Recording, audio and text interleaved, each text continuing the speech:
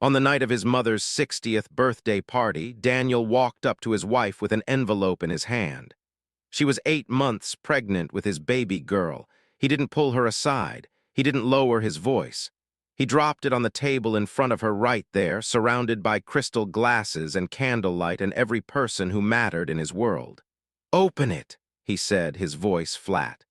"Daniel, please." Maya pressed her hands over her swollen belly. "Whatever this is, can we just step outside, please? There's nothing to discuss. Read it and sign it tonight."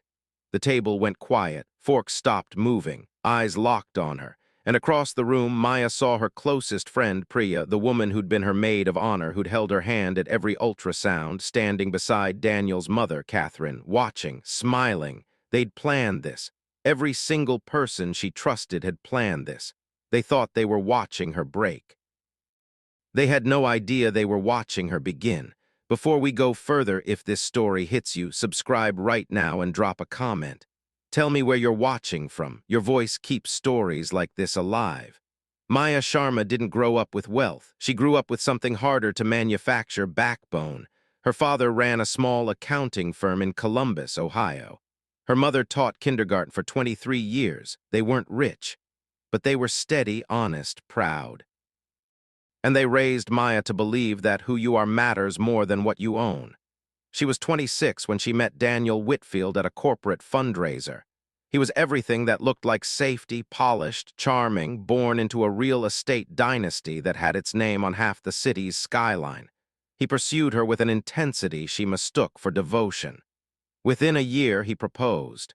"You'll never have to fight for anything again," he whispered to her the night he slipped the ring on her finger. She believed him. That was her first mistake. The second was underestimating his mother.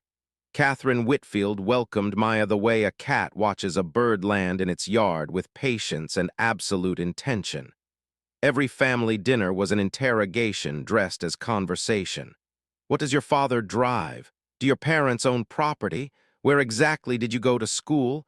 Each question a careful measurement of everything Maya wasn't. Daniel never intervened. He called it her personality. Maya called it what it was: a slow, deliberate campaign to make her feel like a mistake his son had made. When Maya got pregnant, she thought things might change. They changed, just not the way she hoped. Catherine called her into the sitting room 2 days after they announced it, sat her down like she was interviewing a housekeeper. "A baby doesn't secure your position here," Catherine said calmly. "If anything, it complicates things. I want you to understand that clearly." Maya understood. She just didn't understand how far Catherine was willing to go. Not yet. 6 weeks before her due date, Maya found documents on the kitchen counter. Daniel told her they were routine financial paperwork, something the family lawyer needs for estate planning. She signed them, exhausted, trusting, 8 months pregnant, and too overwhelmed to read 40 pages of legal language. They were not routine. They were a post-nuptial agreement that stripped her of nearly everything. She found out the night Catherine turned 60, when Daniel dropped the divorce petition on the table and the whole room watched her face fall apart. Priya never moved from Catherine's side, not once. Maya stood up slowly, picked up the envelope, and walked out with her head high. Not because she wasn't dying inside, she was, but because she refused to give them the performance they'd paid for. She drove to a motel and sat on the edge of the bed with both hands on her stomach, feeling her daughter kick. "I know," she whispered. "I know." Her phone buzzed, a voicemail from a number she didn't recognize. She almost ignored it. "Ms. Sharma, this is Robert Adesanya from Adesanya Legal Group. I've been trying to reach you regarding your grandmother's estate. It's urgent. Please call me at your earliest opportunity." Maya stared at the phone. Her grandmother had died 3 months ago, quietly in a care home in Atlanta. Maya had assumed she had nothing. The old woman had lived simply, almost austerely, for as long as Maya could remember. She hadn't asked questions. She'd been too consumed by her own collapsing life. She called back the next morning. What Robert Adesanya told her took 45 minutes and left her sitting in complete silence when he finished. Her grandmother, Ruth Sharma, had been a silent partner in 3 commercial real estate developments across Atlanta and Charlotte since the 1980s. She had invested quietly, consistently, and shrewdly for 4 decades, always under a holding company name, always below the radar, always protected. She had watched her granddaughter's marriage with growing suspicion and had updated her will 18 months ago. The total value of the estate, $42 million, left entirely to Maya with one condition: it could only be claimed after the marriage ended, to prevent any claim by a spouse.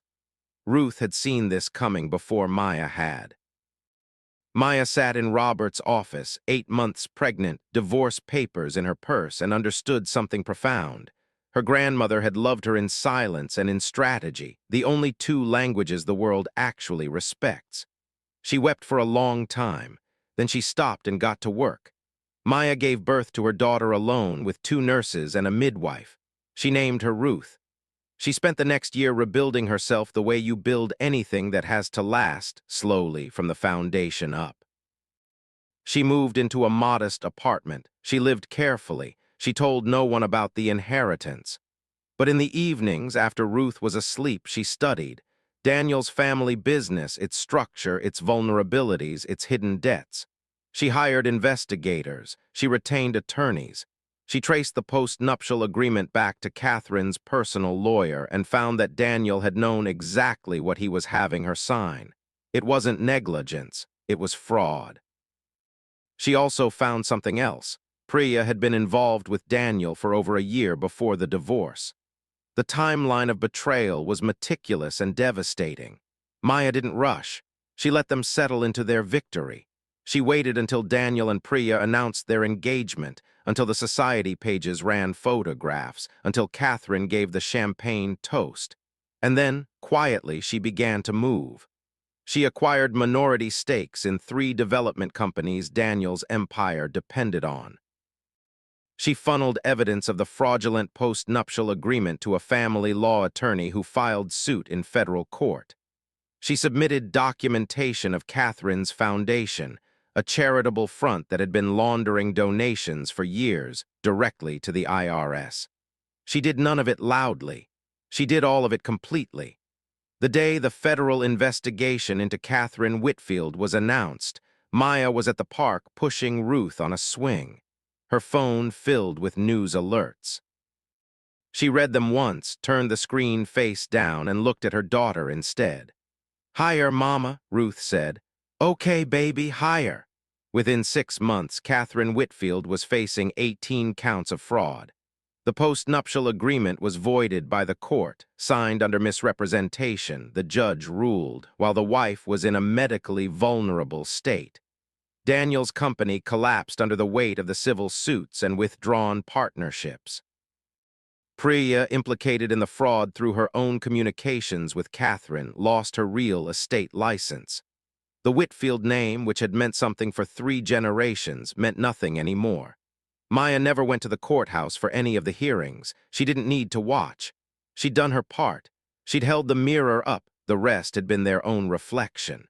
She bought a small house with a backyard big enough for Ruth to run in. She funded a nursing scholarship in her grandmother's name. She lived quietly, purposefully, and well. One evening, tucking Ruth in, her daughter reached up and touched her face. "Are you happy, Mama?" Maya thought about everything it had cost to get here. Every night in that motel room, every document, every hour, every piece of herself she'd had to rebuild. "Yes," she said, and meant it completely. "I really am." Some people destroy you and walk away certain they've won.